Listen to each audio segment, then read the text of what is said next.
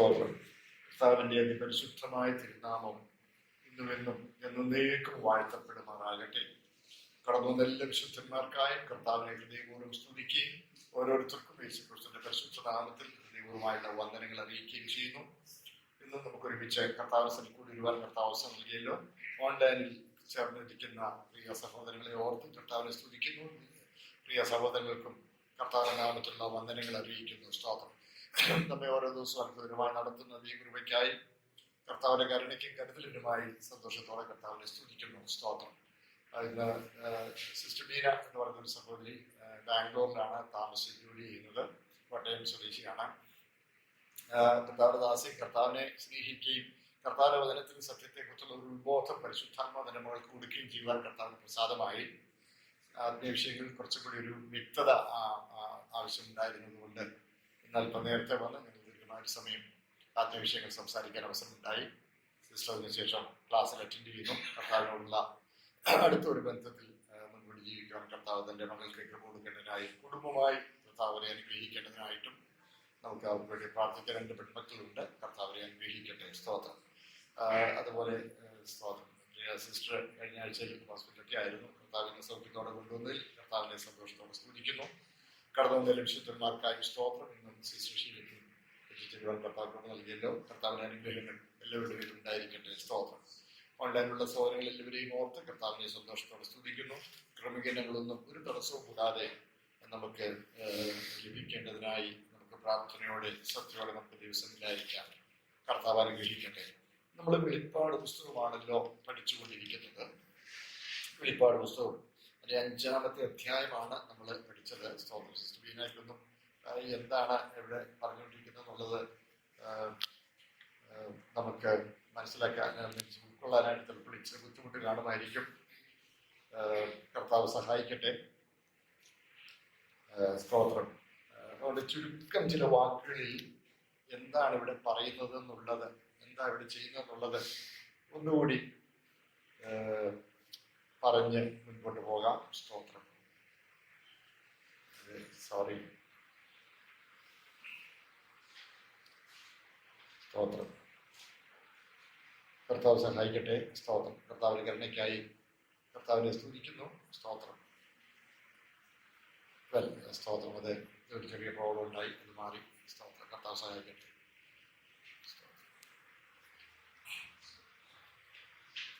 സ്തോത്രം. സ്തോത്രം. എന്താണ് വെളിപ്പാട് പുസ്തകം എന്നുള്ളതിനെ കുറിച്ച് ഞങ്ങളിവിടെ കുറച്ച് കാര്യങ്ങൾ. വെളിപ്പാട് പുസ്തകം എന്ന് പറയുന്നത് വേദപുസ്തകത്തിലെ 66-ാമത്തെ പുസ്തകമാണ്. ഈ വേദപുസ്തകത്തിലെ പുസ്തകങ്ങൾ ചേർത്തിരിക്കുന്നത് വിഷയത്തിന്റെ ക്രമത്തിലാണ്. ആദ്യം എഴുതിയത് ആദ്യവും രണ്ടാമത് എഴുതിയിട്ടുണ്ടാകുന്ന ക്രമത്തിലല്ല, വിഷയത്തിന്റെ ക്രമത്തിലാണ്. അതുകൊണ്ട് സങ്കീർത്തനങ്ങളും അങ്ങനെ തന്നെ. ആദ്യം എഴുതിയ സങ്കീർത്തനം ആദ്യം ഒന്നല്ല. അതുപോലെ ദൈവത്തിന്റെ പരിശുദ്ധാത്മാവാണത് അതിന്റെ ക്രമം തീരുമാനിച്ചിരിക്കുന്നത്. അതിൽ വിഷയക്രമമായി പറഞ്ഞിരിക്കുന്നത് കൊണ്ട് 66-ാമത്തെ പുസ്തകമായിട്ട് വെളിപ്പാട് പുസ്തകം വരുന്നത് കൊണ്ട് അതിന് മുമ്പുള്ള 65 പുസ്തകങ്ങളിലെ കാര്യങ്ങളെ കുറിച്ച് ഒരു ഉത്ബോധമുള്ളവർക്ക് 66-ാമത്തെ പുസ്തകം മനസ്സിലാക്കാനായിട്ട് കഴിയുകയുള്ളൂ. സ്തോത്രം. എങ്കിലും സ്തോത്രം ഞങ്ങളുടെ കൂടെ ചേർന്ന് പോരാൻ ഇടയാകേണ്ടതിനായിട്ട് സോറി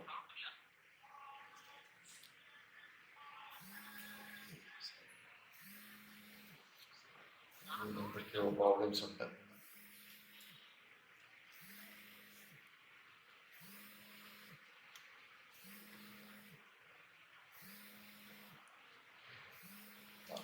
ഇപ്പൊ കേൾക്കാമെന്ന് വിശ്വസിക്കുന്നു. സ്തോത്രം. ഇടയ്ക്ക് കേൾക്കുന്നില്ല എന്നുള്ള ഇൻഫർമേഷനാണ്. സ്തോത്രം. ഈ വെളിപ്പാട് പുസ്തകത്തിൽ ദൈവത്തിന്റെ കാര്യപരിപാടി ആ ദൈവിക കാര്യപരിപാടിയിലെ പ്രധാന നാഴികക്കല്ലുകൾ ഒന്നും യാദൃശ്ചികമല്ല. അതിലെ പ്രധാന നാഴികക്കല്ലുകൾ ദൃശ്യാവിഷ്കാരമായി അവതരിപ്പിച്ചിരിക്കുന്ന പുസ്തകമാണ് വെളിപ്പാട് പുസ്തകം. എന്നോട് പറയാം, ഈ സംഭവിക്കുന്നതൊന്നും യാദൃശ്ചികമല്ല. സർവജ്ഞാനിയായ ദൈവം, ആദ്യം നിന്ന് അവസാനം അറിയാവുന്ന ദൈവത്തിന് ഏതിനിൽ ആദം പാപം ചെയ്തതൊന്നും ഒരു ഇരുട്ടടിയായിരുന്നില്ല, അപ്രതീക്ഷിത പ്രഹരമായിരുന്നില്ല. ദൈവം മുന്നറിഞ്ഞു. അതിലും ദൈവത്തിന് ഉദ്ദേശ്യങ്ങളുണ്ട്. ദൈവം തിരുവെഴുത്ത് നമ്മൾ വായിക്കുന്നു, റോമാലേഖനം 11 31 ദൈവം എല്ലാവരോടും കരുണ ചെയ്യേണ്ടതിന് എല്ലാവരെയും അനുസരണക്കേടിൽ അടച്ചു.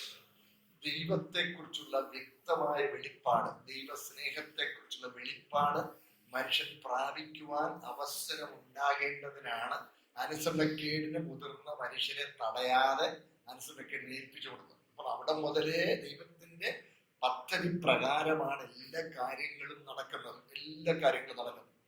അപ്പോൾ ആ ദൈവിക കാര്യപരിപാടിയിലെ ദൈവത്തിന്റെ ലക്ഷ്യം എന്താണെന്ന് ചോദിച്ചാൽ, ജീവനേക്കാളേറെ ദൈവത്തെ സ്നേഹിക്കുന്ന മണവാട്ടി എന്ന പദവിയിൽ ദൈവസഭ ഒരുക്കപ്പെടുക എന്നുള്ളതാണ് ദൈവത്തിന്റെ കാര്യപരിപാടിയിലെ ആത്യന്തിക ലക്ഷ്യം.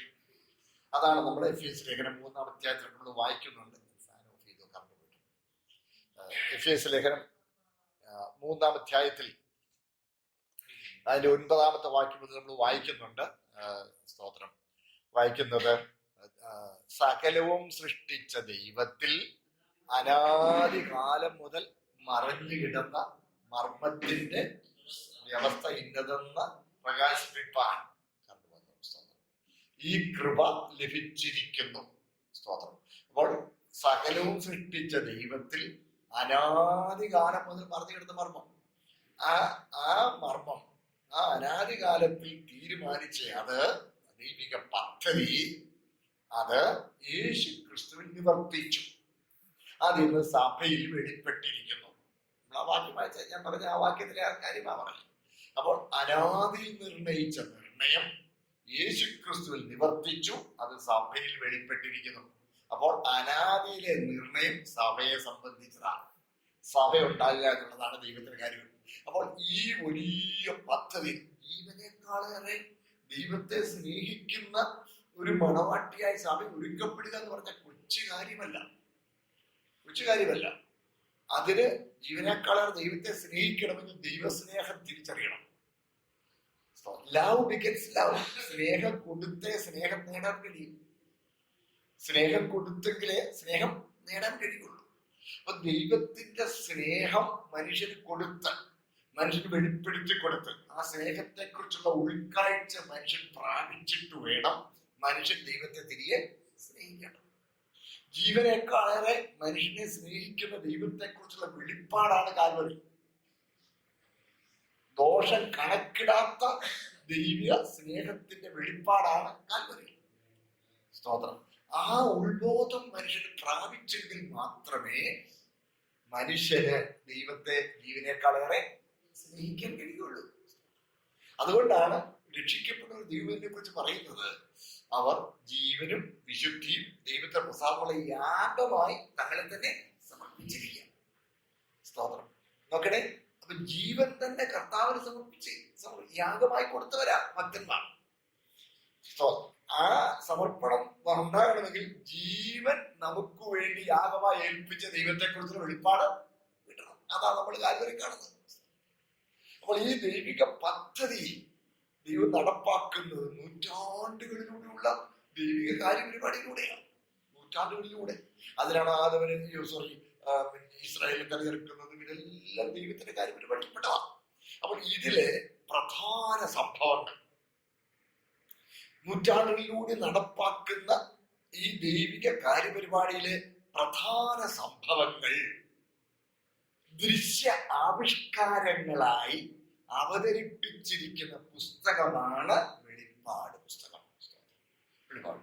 അതിൽ ദൈവത്തെക്കുറിച്ചുള്ള വലിയ വെളിപ്പാടുകൾ നമുക്ക് ലഭിക്കുന്നുണ്ട്. അതാണ് 5-ാം അധ്യായത്തിൽ നമ്മൾ വരുമ്പോൾ അവിടെ ഞാൻ വലിയൊരു വെള്ള സിംഹാസനവും സിംഹാസനത്തിൽ ഒരു ഇരിക്കുന്നവന്റെ വലങ്കയിൽ അകത്തും പുറത്തും എഴുത്തുള്ളതായി 7 മുദ്രയിട്ട ഒരു പുസ്തകം കണ്ടു. കഴിഞ്ഞ ക്ലാസ്സിൽ നമ്മൾ അതിനെ കുറിച്ച് ചിന്തിച്ചു. എന്താണ് ഈ പുസ്തകം? 7 മുദ്രയിട്ട പുസ്തകം. പ്രിയപ്പെട്ടവരെ, ഇത് ഞാൻ പറഞ്ഞല്ലോ ഒരു വലിയ ദൈവിക വെളിപ്പാടാണ്. ദൈവിക വെളിപ്പാടെന്ന് പറഞ്ഞാൽ മുദ്രയിട്ട പുസ്തകങ്ങൾ അത് ഡോക്യുമെന്റ്സ് ആണ്, അത് ഔദ്യോഗിക രേഖകളാണ്.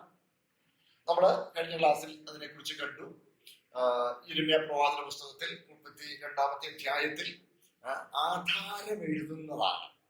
ആധാരം, മുദ്രയിട്ട ആധാരം, 2 കൂട്ടം ആധാരങ്ങൾ അവിടെ ഉണ്ടാകുന്ന കാര്യം യിരെമ്യാവ് തന്നെ അവിടെ പറഞ്ഞിരിക്കുന്നത് നമുക്ക് കാണാനായിട്ട് കഴിയുന്നുണ്ട്. 1 മുദ്രയിട്ടതും, 2 തുറന്നിരിക്കുന്നതുമായ ആധാരങ്ങൾ. അതാണ് 32-ാം അധ്യായത്തിൽ 11-ാമത്തെ വാക്യം നമുക്ക് കാണുന്നുണ്ട്. അപ്പോൾ ഒരാധാരം എഴുതുമ്പോൾ ആദ്യം അതിൽ ഈ മുദ്രയിട്ട് സൂക്ഷിക്കും. മുദ്രയിട്ട് സൂക്ഷിക്കുമ്പോൾ ഈ ആധാരപ്രകാരമുള്ള സ്വത്ത്, വസ്തുവോ വീടോ എന്താണെങ്കിലും ഈ ആധാരപ്രകാരമുള്ള ആ സ്വത്ത് പിന്നെ ഒരിക്കൽ ക്രയവിക്രയം ചെയ്യണമെങ്കിൽ, വേറൊരാൾ വിൽക്കണമെങ്കിൽ, മറ്റൊരാൾക്ക് ഇത് വാങ്ങണമെങ്കിൽ നമുക്കറിയാം, നമ്മൾ മുന്നാധാരങ്ങൾ നോക്കും. മുന്നാധാരങ്ങൾ നോക്കുന്നത് പോലെ സ്തോത്രം അന്നും ഇസ്രായേലിയരുടെ ഇടയിലും ഈ ആദ്യത്തെ മുദ്രയിട്ടിരിക്കുന്ന ആധാരം കാണണം. പക്ഷെ മുദ്രയിട്ടിരിക്കുന്ന ആധാരം പൊട്ടിച്ചാൽ പിന്നെ അതിന് വാലിഡിറ്റി ഇല്ല. അതുകൊണ്ട് എന്ത് ചെയ്യുന്നറിയാമോ, ആ ആധാരത്തിൽ എഴുതിയിരിക്കുന്ന വിവരങ്ങളുടെ മറ്റൊരു കോപ്പി എഴുതി തുറന്ന ആധാരമായി സൂക്ഷിച്ചിരിക്കുന്നു. മുദ്രയിട്ടിരിക്കുന്ന ആധാരത്തിൽ എന്താണ് എഴുതിയിരിക്കുന്നത് എന്നുള്ളത് ഈ തുറന്നിരിക്കുന്ന ആധാരത്തിൽ നിന്ന് നോക്കിയാൽ നമുക്ക് കാണാം. അപ്പോൾ തുറന്നിരിക്കുന്ന ആധാരം വായിച്ചു നോക്കിയാൽ ഈ സ്വത്ത് ഇത് കൈവശമാക്കണമെങ്കിൽ, ഇത് വാങ്ങണമെങ്കിൽ എന്തൊക്കെ വ്യവസ്ഥകൾ പാലിക്കണം, എന്താണ് ഇതിന്റെ മൂല്യം, ഇതിനെന്ത് ചെലവ് വരും, ഇതെല്ലാം ഈ തുറന്നിരിക്കുന്ന ആധാരം വായിച്ചാൽ മനസ്സിലാവും. ഒരാൾ ആ തുറന്നിരിക്കുന്ന ആധാരം വായിച്ചിട്ട് ഇത് ഞാൻ വാങ്ങിച്ചോളാം, എനിക്ക് അതിനുള്ള ആസ്തി ഉണ്ട്, അല്ലെങ്കിൽ വേറൊരാൾ പറയും സോറി. അപ്പം തുറന്നിരിക്കുന്ന ആധാരം കണ്ടേച്ച് നോ പറഞ്ഞു മാറുക. അപ്പോൾ മനുഷ്യവർഗത്തിന്റെയും മനുഷ്യന്റെ അവകാശമായി ദൈവം നൽകിയിരിക്കുന്ന ഈ ഭൂമിയുടെയും വീണ്ടെടുപ്പാണ് ഇവിടുത്തെ വിഷയം. പാപത്തിൽ അന്യാധീനപ്പെട്ടു പോയ, പിശാചിന്റെ അടിമത്വത്തിൽ നഷ്ടപ്പെട്ടു പോയ മനുഷ്യവർഗത്തിന്റെ വീണ്ടെടുപ്പാണ്.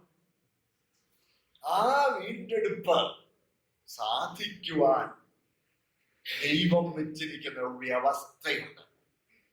ആ വ്യവസ്ഥയുടെ രൂപരേഖയാണ് ന്യായപ്രമാണം. ഓർക്കുന്നുണ്ടല്ലോ? നോക്കട്ടെ, ആ ന്യായപ്രമാണം നിവർത്തിക്കുവാൻ മനുഷ്യവർഗത്തിൽ ആർക്കും കഴിയുകയില്ല. അതാണ് 49-ാം സങ്കീർത്തനത്തിൽ സങ്കീർത്തനക്കാരൻ വിലപിക്കുന്നു. 7-ാം വാക്യം വായിക്കുമ്പോൾ, സഹോദരൻ ശവക്കുഴി കാണാതെ എന്നേക്കും ജീവിച്ചിരിക്കേണ്ടതിന് വായിച്ചോളൂ.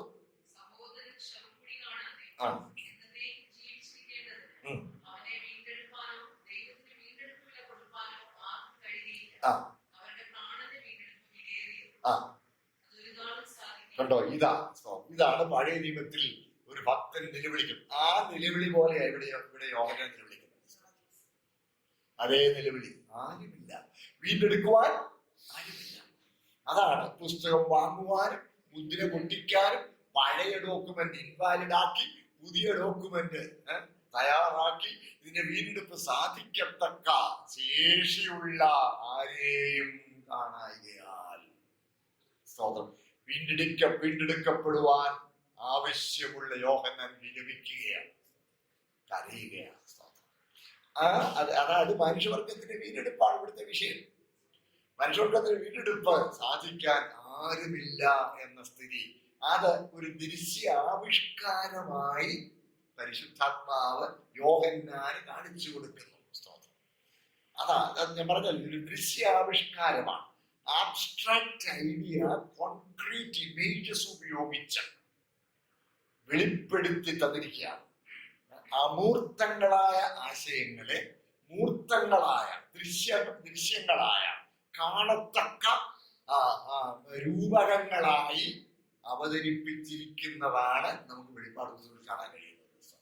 ഇത്രയും കാര്യം മനസ്സിലായെന്ന് വിശ്വസിക്കുന്നു. സ്തോത്രം. അതാണ് ഇനി 5-ാമത്തെ അധ്യായത്തിൽ അത്രയും കാര്യങ്ങൾ നമ്മൾ കഴിഞ്ഞ ക്ലാസ്സിൽ ചുരുക്കമായിട്ട് നമ്മൾ കണ്ടു. അതിന് 5-ാം അധ്യായത്തിന് ഒന്ന് വായിച്ചാൽ, വേദപുസ്തകമല്ലേ, ഒന്ന് വായിച്ചാൽ കുഴപ്പമില്ല. 1-ാം വാക്യം ഒന്ന് വായിച്ചേക്കാമോ? കുറച്ച് വായിക്കും. ആ ആ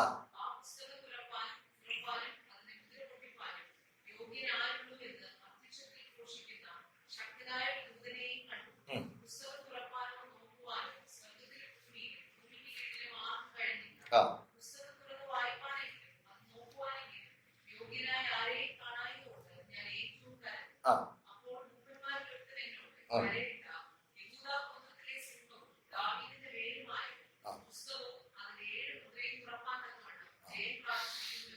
ആ ആ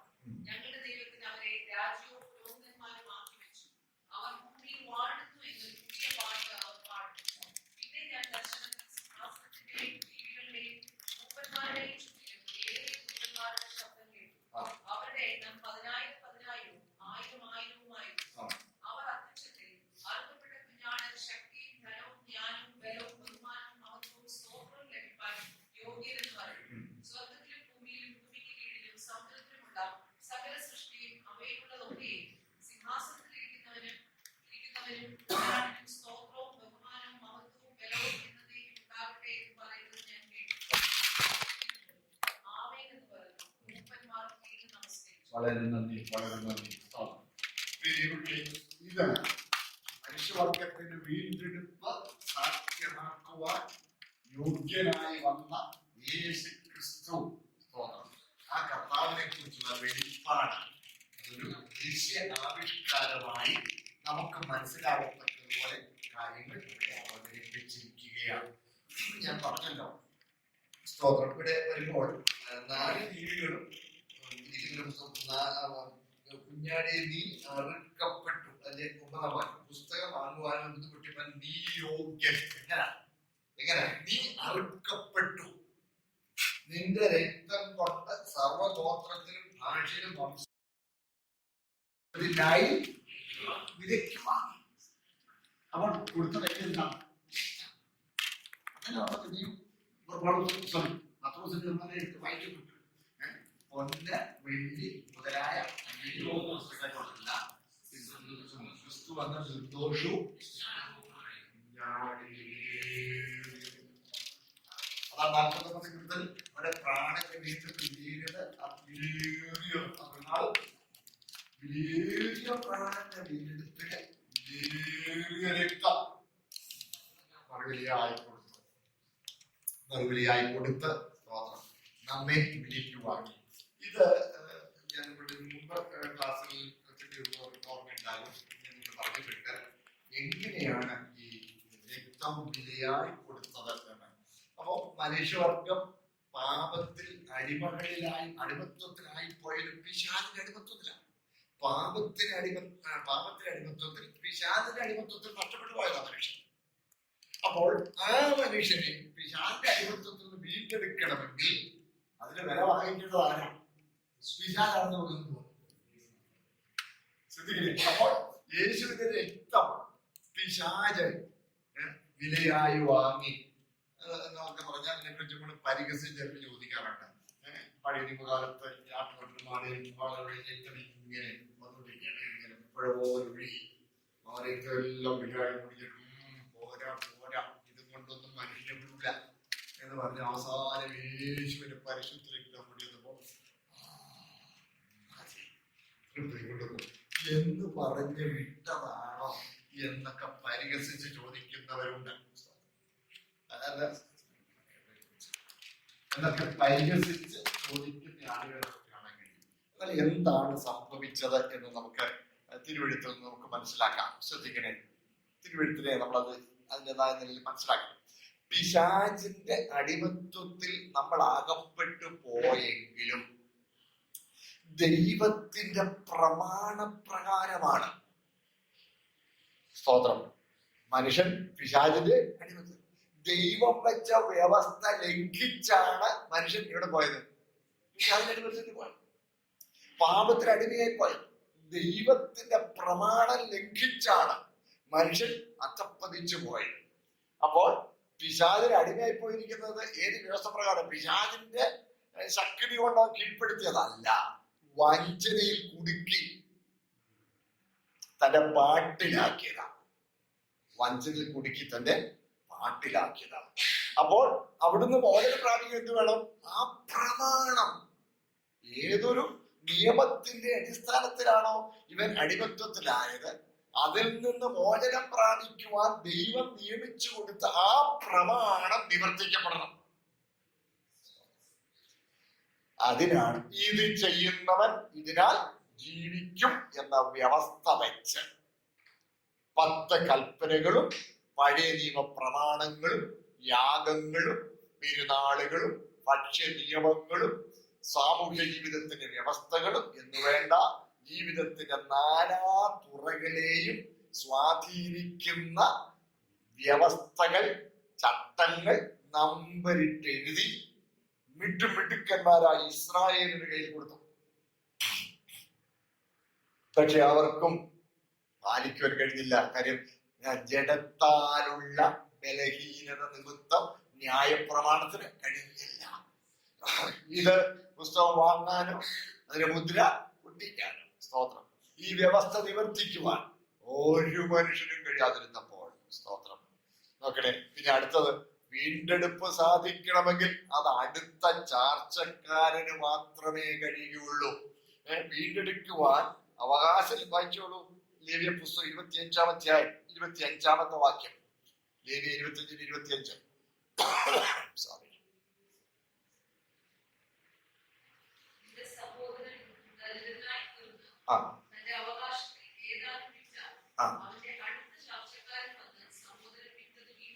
കേട്ടോ, അടുത്ത ചാർച്ചക്കാരൻ വന്ന് നഷ്ടമായി പോയത് വീണ്ടെടുക്കണം. അതേ അധ്യായത്തിൽ തന്നെ ആവർത്തിച്ച് പിന്നെയും 47, 48 വാക്യങ്ങളിലും ഇത് തന്നെ നമുക്ക് കാണാൻ കഴിയും. ലേവ്യ പുസ്തകം 25-ാം അധ്യായത്തിൽ 47, 48 വാക്യങ്ങളിൽ ഇത് തന്നെ ആവർത്തിച്ചിട്ടുണ്ട്. സൗരങ്ങളെ, ഈ രൂത്തിന്റെ പുസ്തകവും എസ്തേറിന്റെ പുസ്തകവും ഒക്കെ എന്തിനാണ് പുസ്തകം ചേർത്തിരിക്കുന്നത് ചോദിക്കുന്ന രൂത്തിന്റെ പുസ്തകം അതൊരു എന്താണ് പറയേണ്ടി, അതൊരു കഥയല്ലേ. എസ്തേറിന്റെ പുസ്തകമാണെങ്കിൽ ഒരു റൊമാൻറ്റിക് പുസ്തകം, കഥ പോലെ. ഇതൊക്കെ എന്തിനാ വേദപുസ്തകത്തിൽ ചേർത്ത്? ഇതും ദൈവവിശ്വാസീയമായ ദൈവവചനമാണോ എന്നൊക്കെ ചോദിക്കുന്ന ആളുകളുണ്ട്. ശ്രദ്ധിച്ചേ, ബൈബിളിലെ ദൈവിക വ്യവസ്ഥകളും അത് നിവർത്തിക്കപ്പെട്ടതും മനസ്സിലാക്കാൻ നമുക്ക് സഹായകരമായ വിവരങ്ങൾ നൽകാനാണ് ഇവ. യൂത്തിന്റെ പുസ്തകത്തിൽ നമ്മൾ നോക്കിയാൽ നമുക്കറിയാം, അന്യാധീനപ്പെട്ടു പോയി. നവോമിയുടെ സ്വത്തുക്കളെല്ലാം അന്യാധീനപ്പെട്ടു പോയി. അന്യാധീനപ്പെട്ടു പോയപ്പോൾ അത് വീണ്ടെടുക്കാൻ അടുത്ത ഒരു ചാർച്ചക്കാരൻ, ബോവസിനേക്കാൾ അടുത്ത ഒരു ചാർച്ചക്കാരനുണ്ട്. ബോവസിനേക്കാൾ അടുത്തില്ല. ഒരു ദിവസം ആ ചാർച്ചക്കാരൻ, ബോവസിനേക്കാൾ അടുത്ത ആ ചാർച്ചക്കാരനെ വിളിപ്പിച്ച് പട്ടണത്തിലെ ഗോപുരദ്വാരത്തിൽ മൂപ്പന്മാരെ നടുക്കാൻ ബോവസിരിക്കുക. അവനെ ഇങ്ങോട്ട് വാ, ഇവിടെ വന്നിരിക്കാൻ പറയും. അതേ വാക്കാതെ നമ്മുടെ ബന്ധു, അവരുടെ നവോമിയൊക്കെ അവരുടെ നിലം അത് അന്യാധീനപ്പെട്ടിരിക്കുന്നു, അത് ഉദ്ധരിക്കണം. ഉദ്ധരിക്കാൻ നിനക്ക് മനസ്സുണ്ടോ? നീ കഴിഞ്ഞാൽ പിന്നെ ഞാനുമേ ഉള്ളൂ. അത് ഞാൻ വീണ്ടും എടുത്തോളാം. വളരെ പറഞ്ഞത് അത് മാത്രം പോരാ, പിന്നെ രൂത്തിനെ കൂടി. അത് ബുദ്ധിമുട്ടാണ്. ഭൗമികമായ ഉദ്ധാരണമാണെങ്കിൽ അതിന് സാധ്യതയുണ്ട്. പക്ഷെ പ്രാണന്റെ വീണ്ടെടുപ്പ് സാധിക്കില്ല. അവിടെ ബോസ് പറഞ്ഞു, അങ്ങനെയാണെങ്കിൽ ഒരു കാര്യം ചെയ്തോ, നിന്റെ അവകാശം നീ കൈമാറുന്നു എന്നുള്ളത്. അത് വീണ്ടെടുപ്പും അവകാശവും ഉറപ്പിക്കാനായിട്ട് ചെരുപ്പൂരി കൊടുക്കുന്ന രീതിയാണ്. അപ്പൊ ആ ആദ്യത്തെ ചാർച്ചക്കാരൻ അവന്റെ ചെരുപ്പൂരി ബോവസിന് എനിക്ക് ഒപ്പുമില്ല, നീ വീണ്ടെടുത്തോളാം. സോ ഇതിനെക്കുറിച്ച് ഒത്തിരി വ്യാഖ്യാനമുള്ളതിൽ ഒന്ന്, ഞാൻ വീണ്ടെടുത്തോളാം എന്നുള്ള ഭാവത്തിൽ വീണ്ടെടുപ്പുകാരനെ പോലെ ന്യായപ്രമാണം ഇങ്ങ് വന്നു. ന്യായപ്രമാണം ഞാൻ വീണ്ടെടുക്കും, പക്ഷെ പ്രാണന്റെ വീണ്ടെടുപ്പ് അതുകൊണ്ട് സാധിക്കും. ന്യായപ്രമാണ പ്രകാരമുള്ള ജീവിതം നയിക്കുകയാണെങ്കിൽ ഭൗമിക കാര്യങ്ങളെല്ലാം ക്രമത്തിലാവും, പക്ഷെ പ്രാണന്റെ വീണ്ടെടുപ്പ് അതുമൂലം സാധിക്കില്ല. അതുകൊണ്ട് സ്തോത്രം, അടുത്ത ചാർച്ചക്കാരനായി ബോവസ് വന്നതുപോലെ നമ്മുടെ വാഴ്ത്തപ്പെട്ട കർത്താവ് മനുഷ്യകുലത്തിൽ ഉൾപ്രവേശിച്ചു. മനുഷ്യകുലത്തിൽ അതിന് ഒരു ഉപാധിയായി സ്വീകരിച്ചതാണ് കന്യകയായിരുന്ന മറിയെ. സ്തോത്രം, കന്യകയായിരുന്ന മറിയെ ആ മനുഷ്യകുലത്തിലേക്ക് ഉൾപ്രവേശിക്കുന്നതിനുള്ള ഒരു ഉപാധിയായി തെരഞ്ഞെടുക്കുവാൻ ദൈവത്തിന് പ്രസാദമായി. അത്രേ ഉള്ളൂ, ദൈവത്തിന് പ്രസാദമായി. എല്ലാവരും കൂടെ ഉണ്ടല്ലോ. സ്തോത്രം. നിങ്ങള് കന്യമറിയായിട്ട് ആ കാര്യത്തെ കുറിച്ച് കുറച്ച് സമയം ഞങ്ങൾ സംസാരിക്കേണ്ടി വന്നു. സ്തോത്രം. അയ്യോ, തെറ്റിദ്ധരിക്കല്ലേ, ഞങ്ങള് കന്യയായിരുന്ന മറിയയെ കന്യയായിരുന്നെന്ന് ഞാൻ ബോധപൂർവ്വം പറയുന്നത് കേട്ടോ. കാര്യം പിന്നെ മകനെ പ്രസവിക്കുന്നത് വരെ അവൻ അവളെ അറിഞ്ഞില്ല. അതിനുശേഷം അവൻ നോർമൽ ഫാമിലി ലൈഫ് നടത്തുകയും കുറഞ്ഞത് 6 പിള്ളേർ അവർക്ക് ഉണ്ടായതായി പേര് സഹിതം പുസ്തകത്തിലുണ്ടതായി. യാക്കോബ്, യോസ, യൂദാ, ശീമോൻ, 4 പിള്ളേർ. സഹോദരിമാർ എന്ന് പറഞ്ഞിരിക്കുമ്പോൾ കുറച്ച് 2 പേര്, 6 കുഞ്ഞുങ്ങൾ എളുത്തുകളായിട്ടുണ്ടായിരുന്നു. നോക്കണേ, അങ്ങനെ അതുകൊണ്ടാണ് കന്യകയായിരുന്ന എന്ന് ഞാൻ പറയും. കന്യകയായിരുന്ന മറിയെ ദൈവമാതാവ്, അതൊക്കെ പിൽക്കാലത്താണ് കത്തോലിക്ക സഭ അതൊക്കെ ഡിക്ലെയർ ചെയ്തത്. ദൈവമാതാവ്. അവര് ചോദിക്കും, അമ്മയില്ലാന്നുണ്ടോ മോനുണ്ടോ? അമ്മയില്ലാതെ മോനുണ്ടോ? കന്യക മറിയില്ലായിരുന്നെങ്കിൽ യേശു ഇല്ലായിരുന്നല്ലോ. എന്റെ പൊന്നു സഹോദരങ്ങൾ, എന്തൊരു ബോധക്കേടാ പറയുന്നത്. കാരണം ദൈവമാതാവ് എന്ന് പറഞ്ഞാൽ ആരാ മൂത്തത്? മാതാവാണോ ദൈവമാണോ? അമ്മയില്ലാതെ മോനുമില്ലെന്ന് പറയുമ്പോഴത്തേന് യേശുക്രിസ്തുവിന് ആരംഭമുണ്ടെന്ന് വരും. അത് ദൈവത്വത്തിന് യോജിച്ചതല്ല. അത് ഇത് രണ്ടും കൂടെ അങ്ങനെ പറയുന്നത്. യേശുവിനെ ദൈവമായിട്ട് അംഗീകരിക്കുകയും ചെയ്യുന്നുണ്ട്, പിന്നെ ദൈവത്തിന്റെ മാതാവ് ഉണ്ടായതുകൊണ്ട് യേശു ഉണ്ടായതെന്ന് പറയുന്നു. ഇത് രണ്ടും കൂടെ എങ്ങനെ ചേരുന്നതെന്നാണ് ചിന്തിക്കുന്നില്ല. അവരുടെ മനസ്സ് ഈ പിശാചകൻ കുരുടാക്കിയിരിക്കാം. നമുക്ക് അവരോട് സഹതാപം തോന്നണം, നമ്മൾ അവർക്ക് വേണ്ടി പ്രാർത്ഥിക്കണം. സൗകര്യം കിട്ടുമ്പോഴൊക്കെ സ്നേഹത്തോടെ പറഞ്ഞു കൊടുക്കുകയും വേണം. സ്തോത്രം. അതെ, അപ്പൊ അങ്ങനെ അടുത്ത ചാർച്ചക്കാരനായി മനുഷ്യവർഗത്തിന്റെ വീണ്ടെടുപ്പിനുള്ള നിയമപരമായ അവകാശം ഉണ്ടാകേണ്ടതിനാണ് യേശുക്രിസ്തു മനുഷ്യരായി, സ്തോത്രം, മനുഷ്യകുലത്തിൽ ഉൾപ്രവേശിച്ചു. ഹല്ലേലൂയ, സ്തോത്രം. ദൈവം മനുഷ്യനായി വന്നു. ദൈവം മനുഷ്യനായി വന്നപ്പോൾ ദൈവത്വത്തിന് മാറ്റം വന്നില്ല. അതുകൊണ്ടാണ് യേശുക്രിസ്തു പൂർണ്ണ ദൈവത്വവും പൂർണ്ണ മനുഷ്യത്വവും ഒരുപോലെ കുടികൊണ്ടിരുന്നു. അപ്പോൾ ഈ വീണ്ടെടുപ്പ് സംബന്ധമായുള്ള ദൈവ വ്യവസ്ഥകൾ ഒരു സംഭവത്തിലൂടെ, ഒരു കുടുംബത്തിന്റെ അനുഭവത്തിലൂടെ നമുക്ക് വ്യക്തമാക്കി തരാനാണ് രൂത്തിന്റെ പുസ്തകം വന്നത്. മാത്രമല്ല, ആ രൂത്തിന്റെ പുസ്തകത്തിൽ ഒത്തിരി സന്ദേശമുണ്ട്. മോവാബ്യ സ്ത്രീയായ രൂത്ത്, അവർക്ക് ഒരിക്കലും ദൈവസഭയിൽ പ്രവേശനമില്ല. ആ മോവാബ്യ സ്ത്രീയായ രൂത്ത് യേശുക്രിസ്തുവിന്റെ വല്യമ്മ എന്ന പദവി ലഭിക്കുവാൻ കാരണമായി പറഞ്ഞ കൊച്ചു കാര്യമാണ്. അതുപോലെ രാഹാബ്, നമുക്കറിയാം, യെരിഹോ പട്ടണക്കാരിയായ ഏറ്റവും പഴയ തൊഴിൽ എന്നറിയപ്പെടുന്ന ആ ദുഷിച്ച ജീവിതം നയിച്ച ആ സ്ത്രീ ആ പട്ടികയിൽ വന്നിരിക്കുന്നു എന്ന് പറഞ്ഞാൽ കൊച്ചു കാര്യമാണ്. അത് ആ രാഹാബ് തന്നെയാണോ എന്നുള്ളതിനെ കുറിച്ചൊക്കെ ചോദ്യങ്ങളൊക്കെ ഉണ്ട്. അത് അങ്ങോട്ടേക്ക് ഞാനിപ്പോ പോണില്ല. സ്തോത്രം. അത് വേറൊരു വിഷയം. സ്തോത്രം. സഹോദരങ്ങളെ, ഞാൻ പറഞ്ഞു വരുന്നത്, അപ്പോൾ എസ്തേറിന്റെ പുസ്തകം ശരിക്കും ദൈവിക വ്യവസ്ഥകളും അത് യേശുക്രിസ്തുവിൽ നിവർത്തിക്കപ്പെട്ടതും ഒരു കുടുംബത്തിന്റെ അനുഭവത്തിലൂടെ നമുക്ക് ബോധ്യപ്പെടുത്തി തരാനാണ് രൂത്തിന്റെ പുസ്തകം ചേർത്തിരിക്കുന്നത്. അതുപോലെ തന്നെയാണ് എസ്തേറിന്റെ പുസ്തകവും. എസ്തേറിന്റെ പുസ്തകത്തിലും നമുക്ക് ഇത് നമുക്ക് കാണാൻ കഴിയും. അതായത് അഹശ്വേരോഷിന്റെ മണിയറയ്ക്ക് യോജിച്ച ഒരു മണവാട്ടിയായി ഹദസ എന്ന എസ്തേർ ഒരുക്കപ്പെടുകയാണ്. സ്തോത്രം.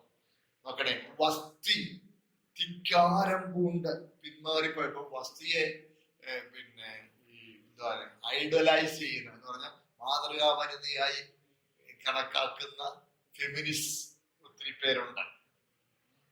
വസ്തി ശരിയല്ലേ? നോക്കുമ്പോ അലൊഴിക്ക് ൂസായിരിക്കുന്ന ഇവന്മാരുടെ മുമ്പിൽ വന്ന് അവളുടെ സൗന്ദര്യം ഒരു കാഴ്ച വസ്തുവാക്കാനായി കൂട്ടാക്കാഞ്ഞ സ്ത്രീ അവളെ അഭിനന്ദിക്കുന്നത് ആട്ടെ. പക്ഷേ ഭർത്താവ് വിളിച്ചതല്ലേ, രാജാവ് വിളിച്ചതല്ലേ, തന്നെയല്ല ഇവരെല്ലാം പ്രഭുക്കന്മാരല്ലേ, അവരെത്ര വന്നാലും അതിനൊരു ലെവലുണ്ട് തീർച്ചയായിട്ടും. സ്തോത്രം. ഒരു കാരണവശാലും സ്തോത്രം അങ്ങനെ ഒരു വേണ്ടാത്ത ഒരു സാഹചര്യത്തിലേക്ക് ഭർത്താവ് ഏതായാലും അവളെ വിളിക്കുകയില്ല. അവള് ധിക്കാരം കൊണ്ടുവന്നപ്പോൾ അത് വേറൊരു വിഷയം, അത് ഓരോരുത്തരുടെ ചിന്ത അനുസരിച്ച് ചെയ്തോട്ടെ. സ്തോത്രം. അവിടെ നമ്മുടെ ഇടയിൽ തന്നെ അങ്ങനെ വസ്തിയെ ഞാൻ പറഞ്ഞില്ലേ ഐഡലൈസ് മാതൃകാവനിതയാക്കി അവതരിപ്പിക്കുന്ന ഒത്തിരി പേര്, അങ്ങനെയുള്ള ലേഖനങ്ങൾ ഒക്കെ ഞാൻ കണ്ടിട്ടുണ്ട്. സ്തോത്രം. അത് ഇസ്രായേൽ അനുസരണക്കേടും ദമ്പം നിമിത്തം സ്ഥാനത്ത് നിന്ന് തിരസ്കരിക്കപ്പെട്ടതും. സ്തോത്രം. തൽസ്ഥാനത്ത് ഹദസ അപ്പനുമില്ല അമ്മയുമില്ല, അനാഥ പെണ്ണ, മൊർദെഖായിയുടെ ചിറ്റപ്പന്റെ മകൾ, അവൾക്ക് അമ്മയപ്പന്മാരില്ലായകയാൽ അനാഥ പെണ്ണ്. അനാഥ പെണ്ണിനെ മൊർദെഖായി സ്വന്തം മകളെ പോലെ എടുത്തു വളർത്തി. അവൾ സ്തോത്രം ഈ പദവിയിലെത്തുന്നു എന്നുള്ളത് അയോഗ്യരായ സ്തോത്രം നോക്കണേ ഒരു യോഗ്യതയുമില്ലാത്ത, ഇസ്രായേൽ പോലെയോട് സംബന്ധമില്ലാത്ത, ദൈവത്തിന്റെ നിയമങ്ങൾക്ക് അന്യരായിരുന്ന, പാപത്തിൽ നഷ്ടപ്പെട്ടു പോയിരുന്ന, മൃത്യു വഹിക്കുന്നവരെ പോലെ ആയിരുന്ന സ്തോത്രം നമ്മെ രാജാധിരാജാവിന്റെ സ്തോത്രം മണവാട്ടി പദത്തിലേക്ക് ഉയർത്തുവാൻ ദൈവത്തിന് പ്രസാദം തോന്നി. മാത്രമല്ല അവിടെ പറഞ്ഞിരിക്കുന്ന ഒത്തിരി കാര്യങ്ങൾ ശ്രദ്ധേയമായതുണ്ട്. എസ്തേറിന്റെ പുസ്തകത്തിൽ ഈ ഓരോ യുവതിക്കും രാജാവിന്റെ മിൻസത്തിന് മുമ്പിൽ എത്താനുള്ള ആ ടേൺ വരുമ്പോൾ അവൾ എന്ത് ചോദിച്ചാലും കൊടുക്കും. എന്ത് ചോദിച്ചാലും. ഈ ചില പെമ്പിളൊക്കെ എനിക്കറിയാം, ഞാൻ വിചാരിക്കാം ആന അമ്പാരി വലിയ ആർഭാടുമല്ല. പക്ഷെ എസ്തർ ഭയങ്കര പിടിക്കുക. അവള് അഹശ്വേരോശ് രാജാവിനെ അന്തപുരപാലകനായ ഹേഗായിയോട് ചോദിച്ചു, ഞാൻ എന്തൊക്കെയാണ് കൊണ്ടുപോകുന്നത്? കാര്യം അന്തപുരപാലകനായ ഹേഗായിക്ക് അഹശ്വേരോശിന്റെ മനസ്സറിയാം. ഞാൻ എന്തൊക്കെ കൊണ്ടുപോകണമെന്ന് ഹേഗായിയോട് ചോദിച്ചു. ഹേഗായി അവളെ കാണുന്ന ആർക്കവളോട് പ്രീതി തോന്നും എന്നാണ് വായിക്കുന്നത്.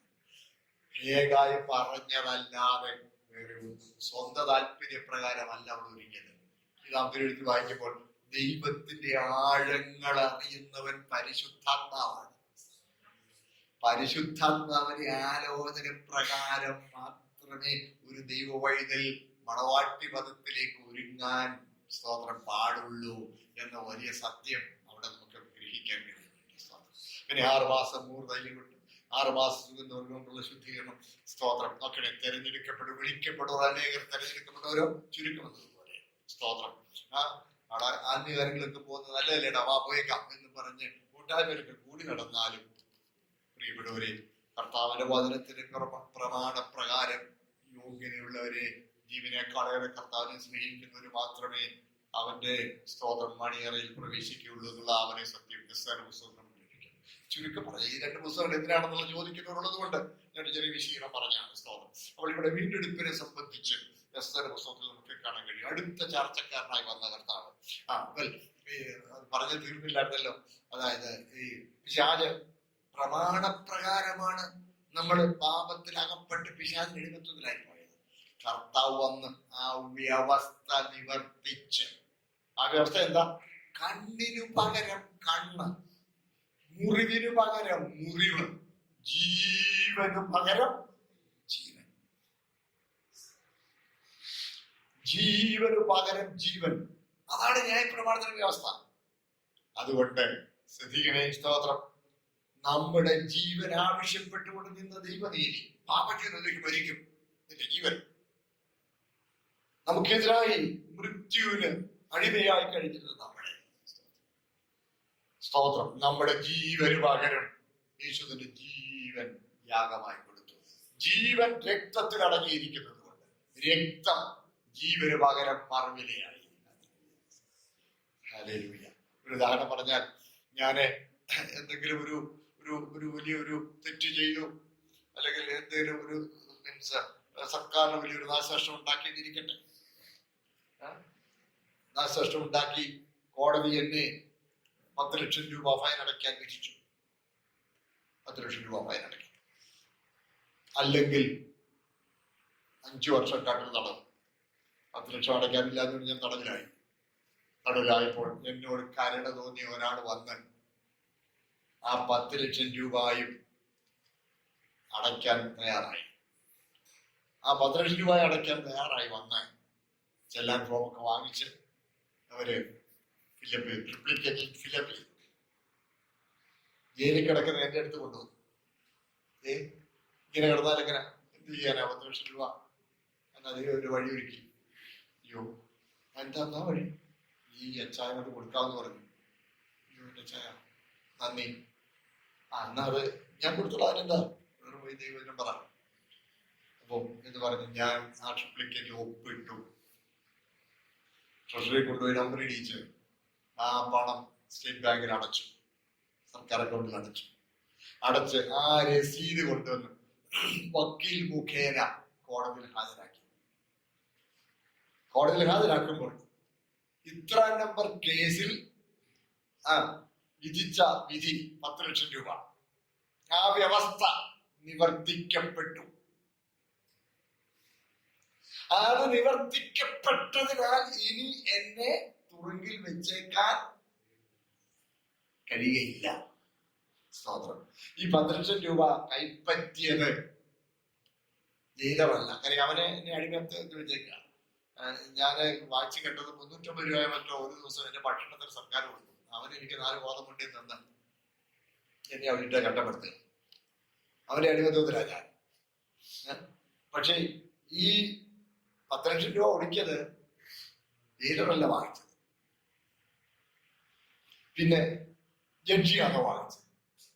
ജഡ്ജിയല്ല വാങ്ങിച്ചത്. പിന്നെ ആരാ വാങ്ങിച്ചത് ചോദിച്ചാൽ ഇവിടുത്തെ നിയമ വ്യവസ്ഥ.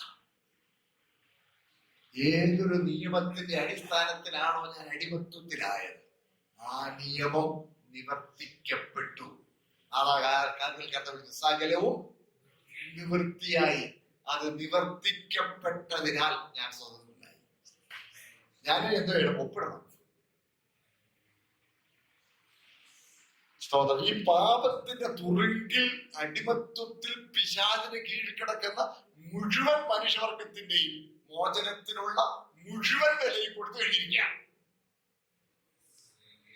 ഇനി ചെയ്യേണ്ട എന്താന്ന് ചോദിച്ചാൽ, സ്തോത്രം, ഇതിൽ പങ്കാളിയാകണം. ഈ മരണം എന്റെ മരണം. സ്തോത്രം. ആ രക്തം എനിക്ക് വേണ്ടി ചിന്തി, ആ ശരീരം എനിക്ക് വേണ്ടി തകർക്കപ്പെട്ടു. ആ മരണത്തിൽ എനിക്ക് പങ്കുണ്ട്. ആ മരണത്തിലുള്ള പങ്ക് ഹൃദയം കൊണ്ട് വിശ്വസിച്ചു, വായ കൊണ്ട് ഏറ്റുപറഞ്ഞു. ആ മരണത്തിൽ പങ്കാളിയാകാൻ ദൈവം വെച്ചിരിക്കുന്ന വ്യവസ്ഥയാണ് വിശ്വാസാനന്തരമുള്ള ജലസ്നാനം.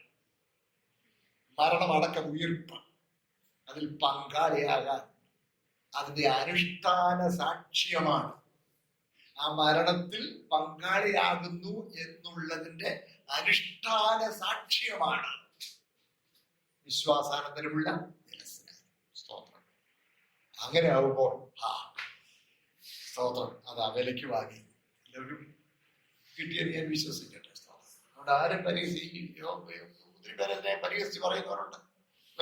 സ്തോത്രം, ജയം പ്രാപിച്ചിരിക്കുന്നു എന്ന് പറഞ്ഞു. ഞാൻ സിംഹാസനത്തിൽ 4 വേണ്ടി നടുവിൽ 30 ഒരു കുഞ്ഞാട് അറക്കപ്പെട്ടതുപോലെ തിരിഞ്ഞു നോക്കണേ. ഈ ആരെയാ കാണാനാ, ആരെ കുറിച്ചാ പറഞ്ഞത്? സിംഹം. യൂദാഗോത്രത്തിലെ സിംഹത്തെ കാണാൻ യോഹന്നാൻ നോക്കിയപ്പോ കണ്ടത് ആരെയാ? കുഞ്ഞാട്. അതും അറുക്കപ്പെട്ട കുഞ്ഞാട്. സ്തോത്രം. അതെ, അവൻ രാജാവാണ്.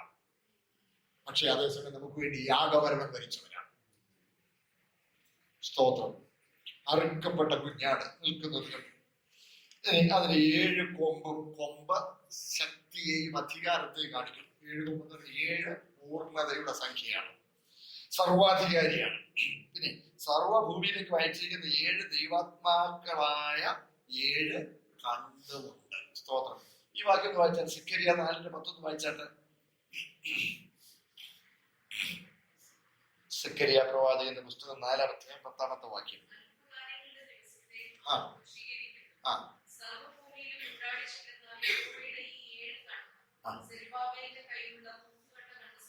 കേട്ടോ? സ്തോത്രം. നോക്കണേ, അപ്പൊ 7 കണ്ണ്. ആ 7 കണ്ണ് സർവഭൂമിയിലും കൂടാടുക. ഇങ്ങനെ നോക്കുക. തങ്കലേകാഗ്രചിത്തന്മാരായിരിക്കുന്നവർക്ക് വേണ്ടി തന്നെത്താൻ ബലവാനെന്ന് കാണിക്കും. യഹോവയുടെ കണ്ണ് ഭൂമിയിലൊക്കെയും കൂടാടിക്കൊണ്ടിരിക്കുകയാണ്. 7 കണ്ണ്, 7 ആത്മാക്കൾ. സ്തോത്രം. ദൈവത്തിന്റെ പരിശുദ്ധാത്മാവ് ഇങ്ങനെ നോക്കിക്കൊണ്ടിരിക്കുക. ഹല്ലേലൂയ. ദൈവത്തിൽ തൽപരരായ ആരുണ്ട്? ദൈവത്തിൽ താല്പര്യമുള്ളവരാരുണ്ട്? പല ആളുകളും ഈ പ്രാർത്ഥിക്കുന്നതും ആത്മീയകാര്യങ്ങളിൽ ഏർപ്പെടുന്നതും ദൈവത്തിൽ താല്പര്യമുള്ളത് കൊണ്ടൊന്നുമല്ല. സ്വന്തം കാര്യം നടക്കണം. സ്വന്തം കാര്യം നടക്കണം. അതിനു വേണ്ടിയാണ് പല ആളുകളും പ്രാർത്ഥിക്കണം. ഒന്ന് പ്രാർത്ഥിക്കണേ. എന്തിനാ പ്രാർത്ഥിക്കേണ്ടത്? അത് കൊച്ചിന്റെ കല്യാണം നടക്കണം, വീട് പണി ഒന്നും അതിലൊന്ന് നിന്ന് പോയിരിക്കുക, അതൊന്ന് പൂർത്തീകരിക്കണം. പിന്നെ ഇങ്ങനെ പല ഒരു ജോലി ശരിയായില്ലെന്നേ. ഇതിനൊക്കെ പ്രാർത്ഥിച്ചോ? അത് 2ാം കാര്യം. 1ാം കാര്യം ആത്മരക്ഷ. ഹല്ലേലൂയ. നമ്മൾ ഇവിടെ കെങ്കേമന്മാരായി ജീവിച്ചിട്ടുണ്ട്. സ്തോത്രം. മൂക്കലെ ശ്വാസം പോയി അങ്ങോട്ട് നരകത്തിലോട്ടാ പോകുന്നെങ്കിൽ പിന്നെ എന്തിനാ ജീവിച്ചത്? ആ മനുഷ്യൻ ജനിക്കാതിരുന്നെങ്കിൽ കൊള്ളായിരുന്നെന്ന് കർത്താവ് പറഞ്ഞത് ഓരോരുത്തരെ കുറിച്ച് പറയാം. എല്ലാവരും എന്റെ കൂടെ ഉണ്ട് സഹോദരങ്ങളെ. അവർ യഹോവയുടെ കണ്ണ് കൂടാടിക്കൊണ്ടിരിക്കും. 7 കണ്ണ്, പൂർണ്ണതയുള്ള കർത്താവിന്റെ നോട്ടം.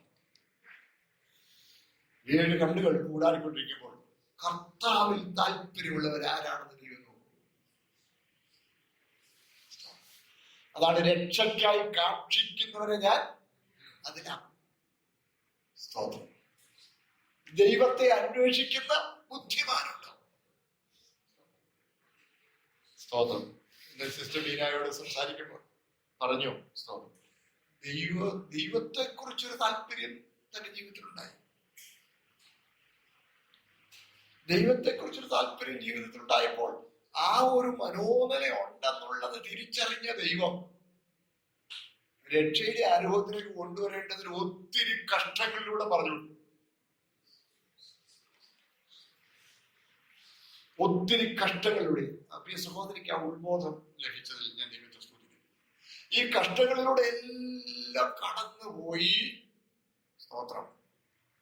ഈ കഷ്ടങ്ങളിലൂടെ എല്ലാം കടന്നുപോയി അവസാനം സത്യദൈവവുമായ ഒരു വ്യക്തിബന്ധത്തിൽ വരുവാൻ ദൈവം ഭാഗ്യം കൊടുത്തു. അതാണ് രക്ഷയ്ക്കായി. നമ്മുടെ ചുറ്റുപാടുകൾ നോക്കിയാൽ ഒത്തിരി കൂട്ടായ്മകളും ഒത്തിരി പാട്ടും പ്രാർത്ഥനയും ഒക്കെ നടക്കുന്നുണ്ട്. ദൈവത്തിൽ താല്പര്യമുള്ളവരാരുണ്ട്?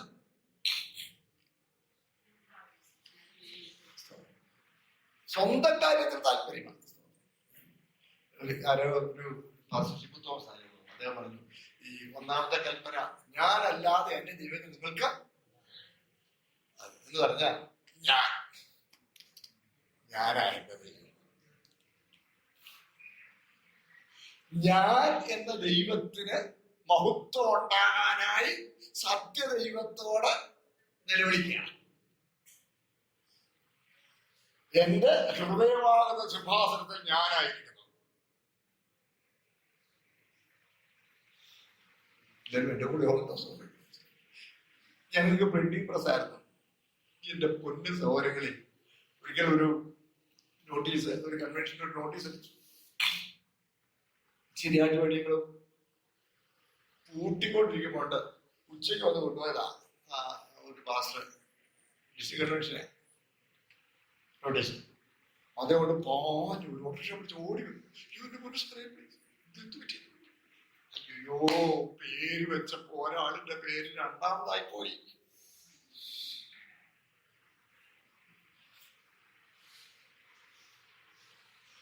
ഞങ്ങളുടെ പാസ് പറഞ്ഞു, എന്റെ പൊന്നച്ചായ ഭൂകമ്പമാവും, ഒന്ന് മാറ്റി. എല്ലാരും എന്റെ കൂടെ ഉണ്ടോ? ഞങ്ങൾ പിന്നെ എക്സ്ട്രാ നിന്ന് മാറ്റി.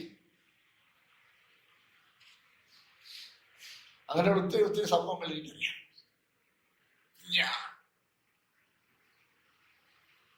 എന്റെ കാര്യം പാടില്ല. സ്തോത്രം. യഹോവയുടെ കണ്ണ്, സ്തോത്രം, നമ്മളെ നോക്കിക്കൊണ്ടിരിക്കുന്നു. ഹൃദയങ്ങളിലെ ഉൾപൂവുകളെയും ശോധന കഴിക്കുന്ന കർത്താവിന്റെ തൃക്കണ്ണുകൾ ഹൃദയത്തിന്റെ അന്തർഭാഗത്തുള്ളത് ഇപ്പോൾ കണ്ടുകൊണ്ടിരിക്കുമ്പോൾ നമ്മളിൽ പ്രസാദിക്കുമോ? സ്തോത്രം. നമ്മളിൽ പ്രസാദിക്കണമെങ്കിൽ ദൈവത്തെ ദൈവമെന്നോർത്ത് മഹത്വീകരിക്കണം. അവിടെ സ്തോത്രം. അവിടെ അവൻ വന്നു സിംഹാസനത്തിന്റെ വലം കയ്യിൽ നിന്ന് പുസ്തകം വാങ്ങിയപ്പോ 4 ജീവികൾ 26 ഓരോരുത്തർ വീണയും വിശുദ്ധന്മാരുടെ പ്രാർത്ഥന ധൂവർഗം നിറഞ്ഞ പൊൻകലശവും പിടിച്ചുകൊണ്ട് കുഞ്ഞാട് മുമ്പാകെ വീണു. പ്രാർത്ഥന എന്ന ധൂവർഗം സൗരഭ്യവാസനയായ ദൈവത്തിലേക്ക് വീണു. സൗരങ്ങളിൽ നമ്മൾ ഈ പ്രാർത്ഥിക്കുമ്പോൾ എന്താ സംഭവിക്കുന്നത് എന്നൊക്കെ ചിന്തിച്ചാൽ നമ്മൾ കൂടുതൽ പ്രാർത്ഥിച്ചേനെ. സ്വർഗത്തിലെ ദൈവത്തിന് തിരുമുമ്പിൽ പ്രാർത്ഥന ധൂപമായി പ്രസാദകരമായിരിക്കും. ഹല്ലേലൂയ, സ്തോത്രം. അതെ, ധൂവർഗം നിറഞ്ഞ പൊൻകലശവും പിടിച്ചുകൊണ്ട് കുഞ്ഞാടിന്റെ മുമ്പാകെ പുസ്തകം വാങ്ങുവാനും അതിന് ബുദ്ധിമുട്ടിപ്പാനും നീ യോഗ്യൻ. നീ അറുക്കപ്പെട്ടു, നിന്റെ രക്തം കൊണ്ട് സർവ്വ ഗോത്രത്തിലും ഭാഷയിലും വംശത്തിലും ജാതിയിൽ നിന്നുള്ളവരെ ദൈവത്തിനായി. അത് ഞാൻ പറഞ്ഞല്ലോ. ഞാൻ വായിച്ചത് എസ്കിമോകളുടെ ഇടയിലും വീണ്ടും ജനിച്ച ഭക്തന്മാരും ദൈവസഭകളും ഉണ്ടെന്ന്. എസ്കിമോകളുടെ ഇടയിലും അതാ കണ്ടില്ലേ? ഇത് ഞാൻ വായിച്ചപ്പോൾ ഞാൻ ഓർത്ത ദൈവത്തെ സ്തുതിച്ചു.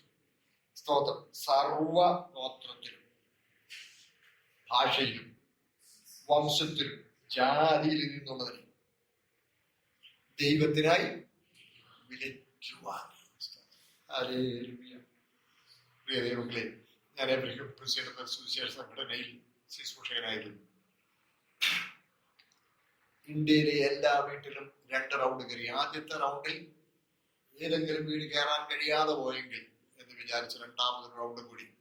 ഞാൻ 77 കാര്യം പറയാം. അന്ന് ഇന്ത്യയിൽ 14 ഓഫീസസും 1000-ലധികം ഫീൽഡ് വർക്കേഴ്സും ഉണ്ടായിരുന്നു. അന്ന് ഇന്ത്യയിലെ മന്ത്ലി ബഡ്ജറ്റ് 18.5 lakhs. ഇന്നത്തെ അനുസരിച്ചാണ് കോടികൾ വരും. 18.5 ലക്ഷം രൂപ പെർ മന്ത് ഇന്ത്യയിലെ ആവശ്യങ്ങൾക്ക് വേണ്ടി ഇവിടെ ബഡ്ജറ്റും ആവശ്യമായിരുന്നു. അങ്ങനെ ഒരു ബൃഹത്തായ സുവിശേഷീകരണ യജ്ഞമാണ്. സ്തോത്രം. ഇന്ത്യയിലെ 65 ലക്ഷത്തിൽ പരം ഗ്രാമങ്ങളിൽ നിന്നും, ഇവിടുത്തെ സർക്കാരിന്റെ കണക്കിൻ പ്രകാരം അന്ന് 65 ലക്ഷത്തിലധികം ഗ്രാമങ്ങൾ ഇന്ത്യയിലുണ്ട്. അത്രയും ഗ്രാമങ്ങളിൽ നിന്നും ഞങ്ങളുടെ ഓഫീസിൽ റെസ്പോൺസ് കാർഡ് വന്നിട്ടുണ്ട്. റെസ്പോൺസ് കാർഡ് എന്ന് പറഞ്ഞാൽ ഞങ്ങൾ ഗവൺമെന്റ് അവിടെ ചെന്ന് ട്രാക്ട് കൊടുക്കും. ആ ട്രാക്റ്റിൽ സുവിശേഷം വെച്ചുണ്ട്. കൂടുതൽ അറിയാൻ താല്പര്യമുള്ളവർ സ്റ്റാമ്പ് തോട്ടിക്കണ്ട, ഞങ്ങള് സംഘടന ഇങ്ങോട്ട് അഡ്രസ് എഴുതി വിട്ടേച്ചാൽ ഇവിടെ വരുമ്പോൾ എത്ര കാർഡുണ്ടോ അത്രയും കാർഡ് നോക്കി ഞങ്ങൾ അതിന് പൈസ കൊടുത്ത് അത് വാങ്ങിക്കും. അങ്ങനെ means PND department, postal card ഡിപ്പാർട്ട്മെന്റാണ് ക്രമീകരണം. അങ്ങനെ അതിനുശേഷം 4 പാഠങ്ങളുള്ള ഒരു കോഴ്സ് 1, 2, 3, 4 ഇങ്ങനെ കൊടുക്കും. ഒരു 10,000 ട്രാക്ട് കൊടുത്താൽ ഒരു 8,000 പേര് തിരിച്ചെഴുതും. കാർഡായിരിക്കും. 8,000 പേർക്ക് 1ാം പാഠം കൊടുത്താൽ ഒരു 5,000 പേര് മറുപടി എഴുതും. ആ 5,000 പേർക്ക് 2ാം പാഠം കൊടുത്താൽ ഒരു 4,000 പേര് 3ാം പാഠത്തിന് ആവശ്യപ്പെടും. 3ാമത്തെ പാഠം ഈ 4,000 പേർക്ക് കൊടുത്താൽ ഒരു 3,000 പേര്. ആ റേഷ്യോ ഏതാണ്ട് ആ റേഷ്യോ. ഒരു 2,500 പേര് 10,000 ട്രാക്ട് കൊടുത്താൽ 2,500 പേര് 4 പാഠവും പൂർത്തീകരിക്കും. ചിലര് യേശുവിനെ രക്ഷകനും കർത്താവായി സ്വീകരിക്കും. 2,500 പേരിൽ 1,000 പേര് കർത്താവ് രക്ഷകനും കർത്താവായി സ്വീകരിക്കും. അത്രേ ഉള്ളൂ. ബാക്കിയുള്ളവരെ ചീറ്റയൊക്കെ വിളിക്കും. നമ്മുടെ പാഠങ്ങളെല്ലാം കൂടി ഞാൻ ഓർക്കുന്നുണ്ട്. കത്തിച്ച് പകുതി കരിഞ്ഞ അത് ഒരു കവറിനകത്തിട്ട് ഒട്ടിച്ച് ഞങ്ങൾ കഴിച്ചതിട്ടുണ്ട്. ചീത്ത വിളിച്ചോണ്ട് അയച്ചത് അതൊക്കെ ഉണ്ട്. എന്നാലും കുറഞ്ഞത് 10,000 ട്രാക്ട് കൊടുത്താൽ സ്തോത്രം ഒരു 1,000 പേരോളം മിനിമം. അതിൽ ഒരു ചെറിയ കൂട്ടമായിരിക്കും പരമാർത്ഥമായി പറഞ്ഞാൽ. ഞാൻ പറഞ്ഞു വരുന്നത് ഇന്ത്യയിലെ 65 ലക്ഷം ഗ്രാമങ്ങളിൽ നിന്നും ഞങ്ങളുടെ ഓഫീസിൽ റെസ്പോൺസ് കാർഡ് ലഭിച്ചിട്ടുണ്ട്. അതിന്റെ അർത്ഥം ഞങ്ങളുടെ സഹോദരങ്ങൾ ഇന്ത്യയിലെ അന്ന് സർക്കാർ റെക്കോർഡിലുള്ള എല്ലാ ഗ്രാമങ്ങളിലും എത്തിയിട്ടുണ്ട്. ആ സംതൃപ്തിയോടുകൂടെയാണ് ഞാൻ എവിടേക്കും പോകുന്നത്. സ്തോത്രം. 25 കിലോമീറ്റർ ചുറ്റളവിൽ ബൈബിൾ ബിലീവിംഗ് ചർച്ചസ് ഇല്ലെങ്കിൽ അവിടെ ക്രൈസ്റ്റ് ഗ്രൂപ്പ്സ് എന്ന് പറയുന്ന ചെറിയ കൂടിവരവിന്റെ മീൻസ് ക്രമീകരണങ്ങൾ ചെയ്യുമായിരുന്നു. വീടുകളിലൊക്കെ ആയിരിക്കും ക്രൈസ്റ്റ് ഗ്രൂപ്പ് വിഭാഷ. അവർക്ക് ഒരു പാഠം, ഒരു കോഴ്സ് ഉണ്ടാക്കുകയായിരുന്നു എൻ്റെ ചുമതലകളിൽ പ്രധാനമായ ചുമതല. ഇന്നും ഈ 2 എല്ലാ വീടുകളും ഒന്ന് കയറി കഴിഞ്ഞു എന്നുള്ളത് കൊണ്ടാണ് ഫീൽഡ് വർക്ക് കുറച്ചു. മറ്റു സ്ഥലങ്ങളിലേക്ക് ഫീൽഡ് വർക്ക് കുറച്ചിട്ട് ഇപ്പോൾ ഫോളോ അപ്പിനാണ് ഇപ്പോഴും വളരെ നന്നായി പോകുന്ന ഒരു സുവിശേഷീകരണ സംഘടന. ഫോളോ അപ്പ്, അവര് സുവിശേഷീകരണമാണ് അവരുടെ പ്രധാനം. ഞാൻ പറഞ്ഞു വരുന്നത് ഇവിടെ കണ്ടില്ലേ, സർവ ഗോത്രങ്ങളിലും ഭാഷയിൽ എക്സ്കിമോകളിൽ നിന്ന് പോലും അവരെയൊക്കെ അത് കാണുമ്പോൾ എന്തൊരു സന്തോഷമായിരിക്കും. സ്തോത്രം. ഹല്ലേലൂയ. കർത്താവ് പറഞ്ഞല്ലോ, കിഴക്ക് നിന്നും പടിഞ്ഞാറ് നിന്നും അനേകർ വന്ന് അബ്രഹാമിനോടും ഇസ്ഹാക്കിനോടും കൂടെ പന്തിക്കിരിക്കും. രാജ്യത്തിന്റെ പുത്രന്മാരിലോ ഏറ്റവും പുറത്തുള്ള ഇരുട്ടിൽ സ്തോത്രം. പാരമ്പര്യം പറയുന്ന യഹൂദന്മാരും പാരമ്പര്യം പറയുന്ന ക്രിസ്ത്യാനികളും തള്ളപ്പെടുമ്പോൾ നമ്മൾ ഈ ആദിവാസി എന്റെ പൊന്നുതരം മിടുക്കന്മാരാവും. നമ്മുടെ കെ പി സാംസാറൊക്കെ ചോളനായ്ക്കന്മാരുടെ ഇടയിലെ സുവിശേഷ പ്രവർത്തനം അങ്ങ് ഏറ്റെടുത്തിരിക്കുകയാണ്.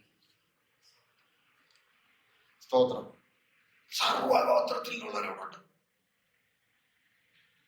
സ്തോത്രം. സർവഗോത്രത്തിലും ഭാഷയിലും വംശത്തിലും ജാതിയിൽ നിന്നുള്ളവരെ ദൈവത്തിനായി വിളിക്കുവാൻ ഞങ്ങളുടെ ദൈവത്തിന് അവരെ രാജ്യവും പുരോഹിതന്മാരുമാക്കി വെച്ചു. അവർ ഭൂമിയിൽ വാഴുന്നു എന്നൊരു പുതിയ പാട്ട് അവർ. സ്തോത്രം. രാജ്യവും പുരോഹിതന്മാരെന്നുള്ളത് 1-ാം അധ്യായത്തിൽ തന്നെ നമ്മൾ കണ്ടതാണ്. അതിന്റെ 1-ാം അധ്യായത്തിന്റെ 6-ാമത്തെ വാക്യത്തിൽ ഒന്ന് വായിച്ചേ.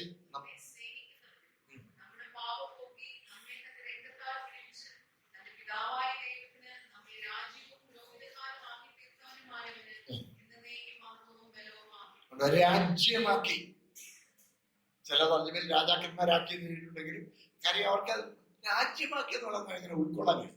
കർത്താവ് നമ്മളിലാ വാഴുന്നത്, നമ്മളിലാ വാഴുന്നത്. അതല്ലേ റോമാലേഖനം 14-17 വാക്യത്തിൽ ദൈവരാജ്യം ഭക്ഷണവും പാനീയവുമല്ല, നീതിയും സമാധാനവും പരിശുദ്ധാത്മാവിലെ സന്തോഷവുമാണ്. കർത്താവ് നമ്മളിൽ വാഴുകയാണ്. എന്നിട്ട് നമ്മളെ രാജ്യവും പുരോഹിതന്മാരും, നമ്മളെന്ത് പറയുന്നു സൗരങ്ങളിൽ, നമ്മളിൽ വാഴുന്നു എന്നൊക്കെ പറഞ്ഞ കൊച്ചു കാര്യമാണ്. ഈ നമ്മുടെ ഈ ബലഹീന ശരീരം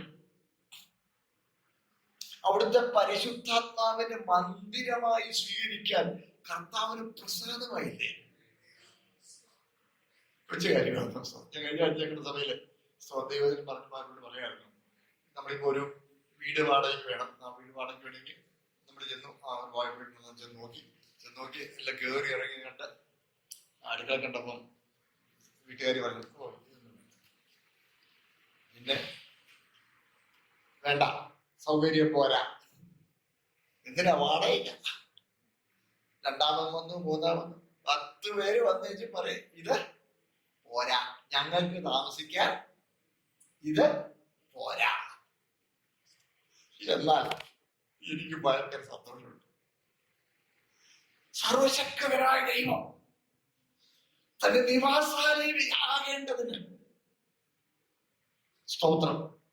ആ തൃക്കണ്ണുകളിൽ നോക്കിയപ്പോൾ അയോഗ്യനായ ഈ പാവപ്പെട്ട എന്റെ ശരീരം അവിടുത്തെ മന്ദിരമായി സ്വീകരിക്കുവാൻ ദൈവം എന്നോട് കൃപ കാണിച്ചു എന്ന് പറയുന്ന കൊച്ചു കാര്യമാണ്. നമ്മളിൽ അവൻ വാഴുകയാണ്, രാജ്യമാക്കി, പുരോഹിതന്മാരാക്കി. പുതിയ നിയമസഭയിൽ എല്ലാവർക്കുമുള്ള പദവിയാണ് പൗരോഹിത്യ പദവി. പത്രോസിന്റെ 1-ാം ലേഖനത്തിൽ പത്രോസിനെ അത് പറയുന്നുണ്ടല്ലോ. സ്തോത്രം. നമ്മുടെ രാജകീയ പുരോഹിത വർഗവും വിശുദ്ധ വംശവും സ്വന്തം ജനവുമാക്കി. സ്തോത്രം. എങ്ങനെയാണ് നമ്മൾ പുരോഹിതന്മാരായെന്നുള്ളത് സ്തോത്രം നമുക്ക് തിരുവഴുത്തിൽ നമുക്ക് മനസ്സിലാക്കാൻ കഴിയും. സ്തോത്രം പറഞ്ഞിട്ടുണ്ട്, കടന്നു പോകല്ലേ. സ്തോത്രം. പ്രിയപ്പെട്ടവരെ, ദൈവം ഇസ്രായേലിനെ മിസ്രൈമിൽ നിന്ന് പുറപ്പെടുവിച്ചുകൊണ്ട് പോരുമ്പോൾ ആ ജനത്തെ മുഴുവൻ പൗരോഹിത്യ പദവിയിൽ സ്വീകരിച്ചാണ് അവരെ കൊണ്ടുപോരുന്നത്. 19-ാം അധ്യായം നമ്മൾ വായിക്കുമ്പോൾ, പുറപ്പാട് പുസ്തകം നമ്മൾ വായിക്കുമ്പോൾ, നിങ്ങൾ എനിക്കൊരു പുരോഹിത രാജത്വമാകും എന്ന് സ്തോത്രം ദൈവം അവരോട് അരുളി ചെയ്തു. വായിച്ചു 19-ാം അധ്യായത്തിന്റെ 6-ാമത്തെ വാക്യം. കേട്ടോ? ഇച്ചിട്ടോ ഇവ കേട്ടോ? ഇസ്രായേൽ മക്കളോട് പറയുക, ലേവ്യഗോത്രത്തോടല്ല, ഇസ്രായേൽ മക്കളോട് മുഴുവൻ നിങ്ങൾ എനിക്കൊരു പുരോഹിത, ഒരു ഗോത്രത്തിനും ഇല്ല. സ്തോത്രം. അതുകൊണ്ടാണ് നമ്മൾ 24-ാം അധ്യായത്തിൽ വരുമ്പോൾ, 24-ാം പുറപ്പാട് ദിവസം തന്നെ, അതിന്റെ 24-ാമത്തെ അധ്യായത്തിൽ വരുമ്പോൾ നമുക്ക് അവിടെ ഒരു കാര്യം കാണാൻ കഴിയും. ഞാൻ കാണിച്ചു തരാം. 24-ാമത്തെ അധ്യായം അതിന്റെ 5-ാമത്തെ വാക്യം ഒന്ന് വായിച്ചു.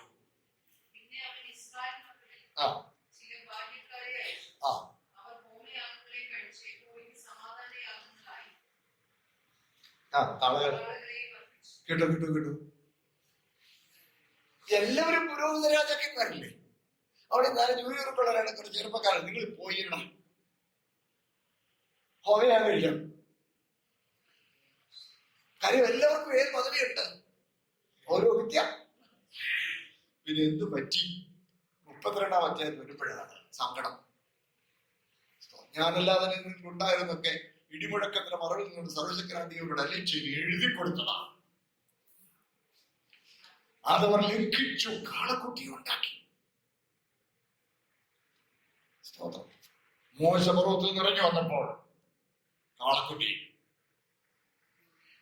അരച്ചു പൊടിയാക്കി അവരുടെ കുടിവെള്ളത്തിൽ പേതറി. മാറി നിന്നൊരു വലിയ ആഹ്വാനം, യഹോവയുടെ പക്ഷത്തുള്ളവൻ വരട്ടെ. ആ ആഹ്വാനം മുഴങ്ങിയപ്പോൾ പാപത്തിന്റെ പാളയത്തോട് യാത്ര പറഞ്ഞ് കർത്താവിന്റെ പാദപീഠങ്ങൾ തങ്ങളെ സമർപ്പിച്ചത് ലേവ്യരേ ഉള്ളൂ. അടുത്ത കൽപ്പന, ഓരോരുത്തരും വാളറി കേട്ടാൽ മതി. തിരിച്ചങ്ങോട്ടിറങ്ങാൻ മതി. തിരിച്ചങ്ങോട്ടിറങ്ങി മുഖം നോക്കാതെ വെട്ടിയേക്കാൻ പറഞ്ഞു. നോക്കണേ, ശരിക്കും പറഞ്ഞ ഇവര് കാണിച്ച് വെട്ടാൻ വരുമ്പോ നീ എന്നെ കൂടി ആഘോഷിച്ച അതൊക്കെ ശരി. ഇപ്പൊ ദൈവകൽപ്പന എന്റെ പോലെ വിവരങ്ങളെ അവസാന ദിവസം 33 അധ്യായത്തിന്റെ 8-9 വേഗം വായിച്ചാല്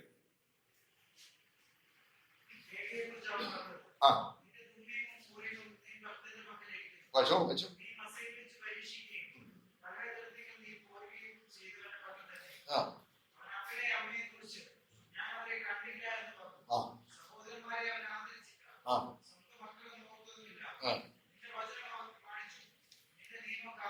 ഇതാ ലേവ്യര് ചെയ്ത് മുഖം നോക്കാതെ ദൈവകൽപ്പന നിവർത്തിച്ചു. ഒന്നാമത് പാപത്തിന്റെ പാളയത്തോട് യാത്ര പറഞ്ഞ് വേർതിരിച്ചു. രണ്ടാമത് മുഖം നോക്കാതെ ദൈവകൽപ്പന അനുസരിച്ചു. അതുകൊണ്ട് അവരെ പുരോഹിതന്മാരായി വേർതിരിച്ചു. നമ്മളും അങ്ങനെ പുരോഹിതന്മാരായി. നമ്മളും പാപത്തിന്റെ പാളയത്തിൽ പാപം ചെയ്തൊക്കെ ജീവിച്ചു വരാം. കാലാകാലങ്ങളിൽ ദൈവത്തിന് ആഹ്വാനം മുഴങ്ങി, യഹോവയുടെ പക്ഷത്തുള്ളവർ വരട്ടെ എന്ന് ആഹ്വാനം മുഴങ്ങിയപ്പോൾ പാപത്തിന്റെ പാളയത്തോട് യാത്ര പറഞ്ഞ് പരിശുദ്ധന്റെ പാദപീഠങ്ങൾ നമ്മളെ സമർപ്പിച്ചു കൊടുത്തു. അടുത്ത കൽപ്പന, സ്തോത്രം, മുഖം നോക്കാതെ ദൈവത്തെ സ്നേഹിക്കാനും അവന്റെ വചനം പ്രമാണിക്കാനും. ഇത് നമ്മൾ മാനുഷിക പരിഗണനയിൽ കൂടാതെ ജഡരക്തരോട് ആലോചന ചോദിച്ചില്ലാത്ത പൗലോസ് പറയുന്നത് പോലെ, സ്തോത്രം, ഹല്ലേലൂയ, ദൈവവചനം പ്രമാണിച്ചു. അങ്ങനെ പാപത്തിന്റെ പാളയത്തോട് യാത്ര പറഞ്ഞ് ദൈവവചനം പ്രമാണിക്കാൻ തങ്ങളെ സമർപ്പിച്ചു കൊടുത്തവരാണ് ആര്? അതിൽ പുരുഷനും സ്ത്രീയൊന്നും വ്യത്യാസമില്ല. സ്തോത്രം. ഇങ്ങനെ നമ്മള് രാജാക്കന്മാരും സ്തോത്രം. എത്ര സന്തോഷകരമായ പദവിയാണ്. സ്തോത്രം. പട്ടത്തെ സഭകളൊക്കെ അവർക്ക് വേണ്ടി മാത്രമുള്ളത് കണ്ടാണ് എന്ന് പറഞ്ഞത്. കഴിഞ്ഞ ദിവസം ഞാൻ സുനിൽ പറയായിരുന്നു, വേറുപെട്ട എന്തൊക്കെ സഭ എന്ന് പറയുന്നവർ പോലും ഇപ്പൊ ഏതാണ്ട് ഒരു പട്ടത്വത്തിന്റെ ഒരു ഭാവത്തിലേക്ക് വന്നു. 5 വിധ ശുശ്രൂഷ വൃന്ദത്തെ ദൈവം തെരഞ്ഞെടുത്തിട്ടുണ്ടെന്നുള്ളത് സത്യമാണ്. അപ്പോസ്തലന്മാർ, പ്രവാചകന്മാർ, ഉപദേഷ്ടാക്കൾ, സുവിശേഷകന്മാർ, 5 വിധ ശുശ്രൂഷകാ വൃന്ദത്തെ ഈ പൗരോഹിത്യ സമൂഹത്തിൽ നിന്ന് വേർതിരിച്ചിട്ടുണ്ട്. പക്ഷേ എല്ലാവർക്കും ബേസിക് യോഗ്യത എന്താ? പൗരോഹിത്യം, പുരോഹിതന്മാർ, രാജകീയ പുരോഹിത വർഗം, വിശുദ്ധ വംശം, സ്വന്തം ജനം. പ്രമാണത്തിന് മാറ്റമില്ല. പ്രമാണപ്രകാരം പൗരോഹിത്യ പദവി ഉള്ളവരെ ദൈവാലയത്തിൽ കടന്ന് യാഗം കഴിക്കാൻ അനുവാദമുള്ളൂ. സ്തോത്രം.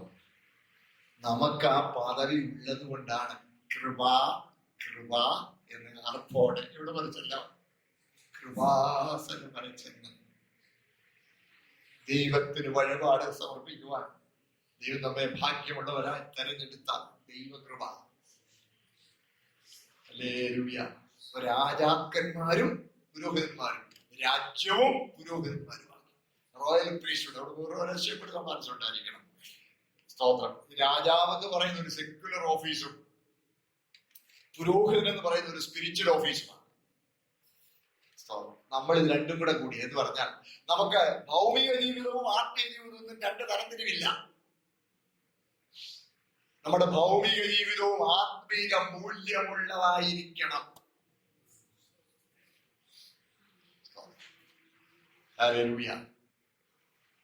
നിങ്ങള് ഒരു ടീച്ചറാണോ? നിങ്ങളൊരു ആത്മീയനായ അധ്യാപകനാകണം.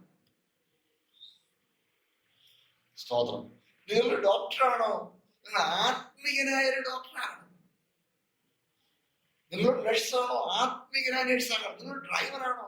നിങ്ങൾ ആത്മീയനായ ഡ്രൈവറാണ്. സ്തോത്രം.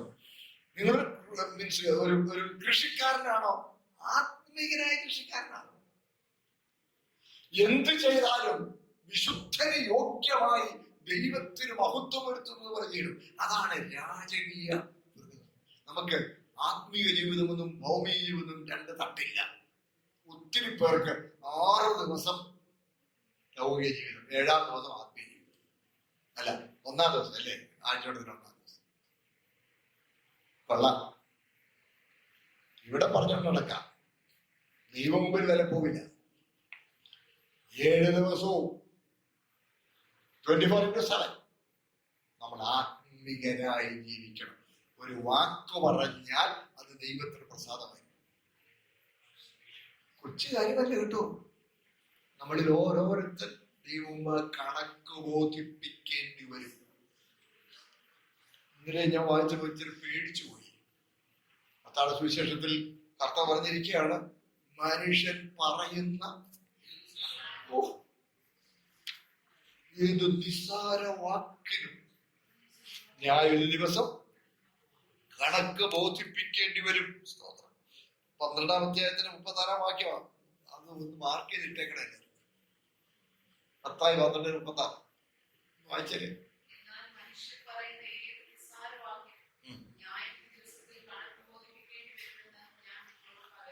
സ്തോത്രം. അതുകൊണ്ട് ഒരു വാക്ക് പറഞ്ഞാൽ അത് ദൈവത്തിന് പ്രസാദകരമാണ്. അറിയാതെ പറഞ്ഞുപോയി, ഏറ്റു പറഞ്ഞു ഉപേക്ഷിക്കാൻ, ക്ഷമയ്ക്കായി യാചിക്കാൻ. സ്തോത്രം. നാം നമ്മുടെ പാപങ്ങളെ ഏറ്റു പറയുന്നുവെങ്കിൽ അവർ നമ്മുടെ സകല അധർമ്മങ്ങളും പോക്കി നമ്മളെ വിശുദ്ധീകരിപ്പാൻ വിശ്വസ്തനും നീതിമാനുമാകുന്നുവെന്നാണ്. നമ്മൾ ഏറ്റു പറയുന്നുണ്ട്. 1 യോഹന്നാൻ 1:9 വായിച്ച്. നാം നമ്മുടെ പാപങ്ങളെ വായിച്ചു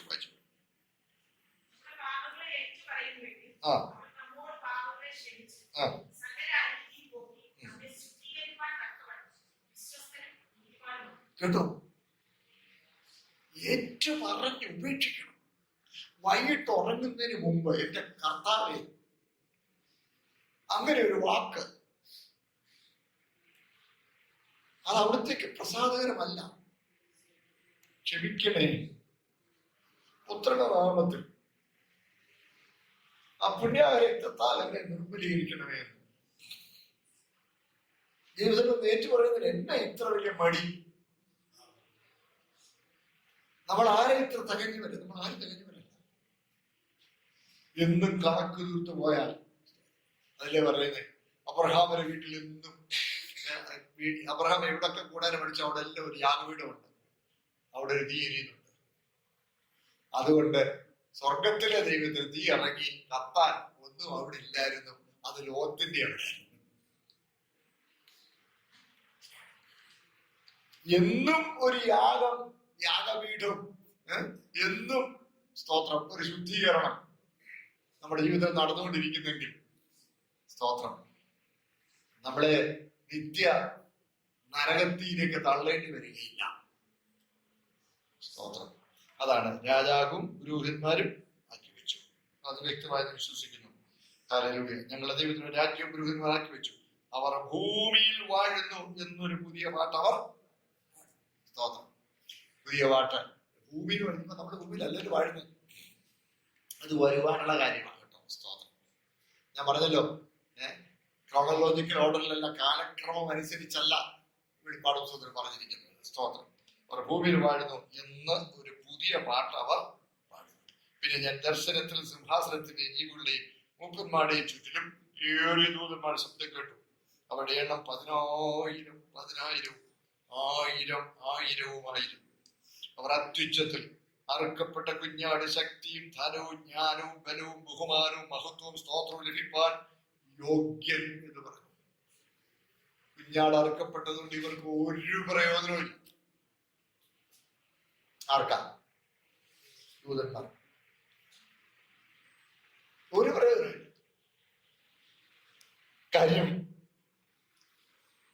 ചെയ്ത ദൂതന്മാർക്ക്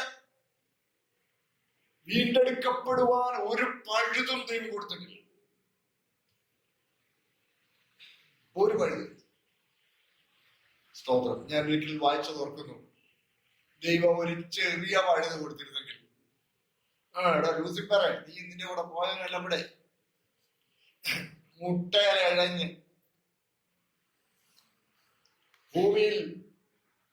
ഭൂമിക്ക് 5 വലം വെച്ച്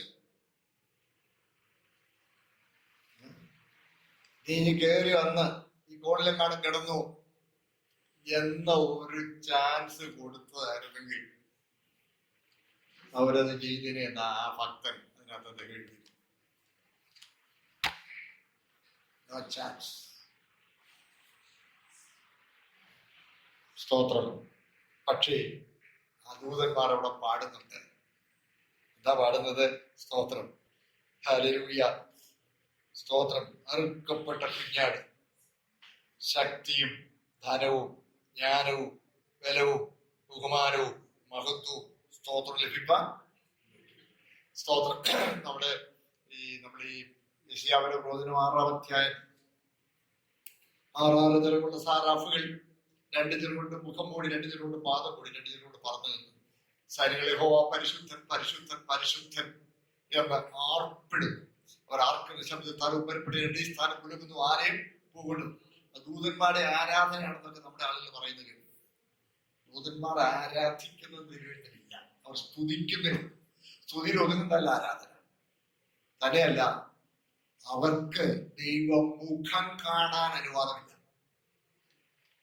ഇങ്ങനെ മുഖം പിടിച്ചിട്ട് 2 ചിലരുടെ മുഖം മൂടി വയ്ക്കുന്നു.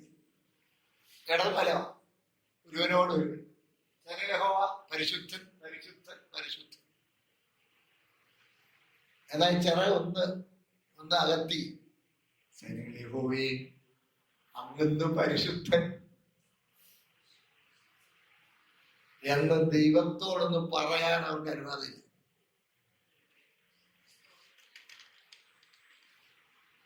സ്തോത്രം. ഇതുകൂടുണ്ടോ നിങ്ങൾ? അവിടെയാണ് വെളിപ്പാട് ദിവസം നമ്മൾ പഠിക്കാൻ പോകുന്ന ഭാഗത്തുണ്ട്. അവന്റെ ദാസന്മാർ അവന്റെ മുഖം കണ്ടവന് ഒരു പേഴ്സണൽ റിലേഷൻഷിപ്പ് അതിന് നമുക്ക് തന്നെ. മക്കളെന്ന പദവി അതിന് നമുക്ക് തന്നെ. ഹല്ലേലൂയ. സ്തോത്രം. ദൂതന്മാർ സ്തുതിക്കുന്നു, സ്തോത്രം, മഹത്വപ്പെടുത്തുന്നു, ശുശ്രൂഷിക്കുന്നു. പക്ഷേ അവർക്ക് വീണ്ടെടുപ്പിന്റെ അനുഭവമില്ല. മേളിലുള്ളവർ പാടുന്ന പാട്ടും ഇവര് പാടുന്ന പാട്ടും രണ്ടും രണ്ടാണ്. സ്തോത്രം. കണ്ടില്ലേ? 24 മൂപ്പന്മാരും എല്ലാം വീണയെ പിടിച്ചോണ്ട് പാടി ഒരു പുതിയ പാട്ട് അവർ പാടുന്നു. അതാ വീണ്ടെടുപ്പിന്റെ പാട്ട്. ദൂതന്മാർ പാടുന്ന വേറൊരു പാട്ട്. അവിടെ നമ്മുടെ ഇടയിൽ ഒരു പാട്ടുണ്ട്, ദൂതരാർത്ത് പാടിടും നാം ചേർന്ന് പാടും ദൂതതുല്യരായി. അങ്ങനെ പാട്ട് ഇല്ലേ? ഓട്ടെ, എന്താ പറയാനാ, എനിക്കറിയാവുന്ന ഒരു ദേവദാസൻ എഴുതി. പക്ഷെ ദൂതന്മാരുടെ കൂടെ ഒന്നുമല്ല നമ്മൾ പാടാൻ പോകുന്നത്. ഒരിക്കൽ ഒരു ചർച്ചിൽ ഞാൻ ശുശ്രൂഷയ്ക്ക് ചെന്ന അവര് ആദ്യം പാടി വീണ്ടെടുപ്പിൻ ഗാനം പാടി ഞാൻ സിയോനിൽ വിൺദൂതർക്കും പാടാൻ അസാധ്യമാണ്. അത് കഴിഞ്ഞ് പിന്നെ ഞാൻ പ്രസംഗം എഴുന്നേൽക്കുന്നതിന് തൊട്ട് മുമ്പ് അവർ ഈ പാടും പാടി. നാമും ചേർന്ന് പാടും ദൂതരാർത്ത് പാടും. ഞാൻ ചോദിച്ചു, നിങ്ങൾ ഇതിൽ ഏതാ വിശ്വസിക്കുന്നത്? നമ്മുടെ ദൂതന്മാരുടെ കൂടെ അല്ല പാടുന്നത്. വീണ്ടെടുപ്പിന്റെ ഗാനം, രക്തത്താൽ വീണ്ടെടുക്കപ്പെട്ട പദവി ദൂതന്മാർക്കില്ല. കാര്യം ആ സ്നേഹബന്ധം നമ്മളോടാണ്. ഇത് ഓർത്താൽ ദൈവസന്നിധിയിൽ സന്തോഷിക്കാതിരിക്കാൻ കഴിയുമോ? ദൈവത്തെ മഹത്വപ്പെടുത്താതിരിക്കാൻ കഴിയുമോ? നമ്മുടെ മുഴുവൻ ജീവിതവും കർത്താവിന് മഹത്വത്തിനായി ഏൽപ്പിച്ചെടുക്കാതിരിക്കാൻ കഴിയുമോ? ഹല്ലേലൂയ. സ്തോത്രം. 1000 1000 10,000 10,000 ദൂതന്മാർ എണ്ണമറ്റ ദൂത സമൂഹങ്ങളാണ്. നമുക്ക് ഓരോരുത്തർക്കും ദൂതന്മാരെ കാവൽ നിയമിച്ചു വന്നിരിക്കുക. സ്തോത്രം. സഹോദരങ്ങളെ, സ്തോത്രം. ദൈവം നമുക്ക് തന്ന പദവി ഓർത്ത് കർത്താവിനെ സ്തുതിക്കാം. സ്തോത്രം. അവിടെ സ്വർഗത്തിലും ഭൂമിയിലും അതുപോലെ 2 വാക്യങ്ങളുണ്ട്. അത് കർത്താവിനെ ചേർന്ന് അടുത്ത ദിവസം ചിന്തിക്കാം. 6-ാം അധ്യായത്തിലേക്ക് കടക്കാം. സ്തോത്രം. നമുക്ക് ആത്മീയ ജീവിതത്തിൽ പ്രയോജനകരമായിട്ട് ആത്മീയ ചൈതന്യം ഉണ്ടാകുന്നത് നമുക്ക് ദൈവത്തോട് നന്ദി ഉണ്ടാകുന്നത്, ദൈവത്തോടുള്ള ബന്ധം ഒന്നുകൂടി ഊഷ്മളവും സജീവമാകുന്നതുമായ ആത്മീയ സത്യങ്ങളാണ് ഞാൻ നിങ്ങളോട് പറയുവാൻ ഉത്സാഹിക്കുന്നത്. സ്തോത്രം. അതുകൊണ്ട് കർത്താവിന്റെ സഭയിൽ നന്ദിയുള്ളവരായി, വിനയമുള്ളവരായി, സമർപ്പണമുള്ളവരായി, ദേഹവും ദേഹിയും ആത്മാവും കർത്താവിന് യാഗമായി സമർപ്പിച്ച് കർത്താവിനെ പ്രസാദിപ്പിച്ച് ഈ നാൾ ഒരുക്കത്തിൽ മുന്നേറുവാൻ കർത്താവ് നമുക്ക് എല്ലാവർക്കും നൽകട്ടെ. ദൈവം നമ്മെ അനുഗ്രഹിക്കട്ടെ. നമുക്ക് പ്രാർത്ഥിക്കാം. സ്തോത്രം.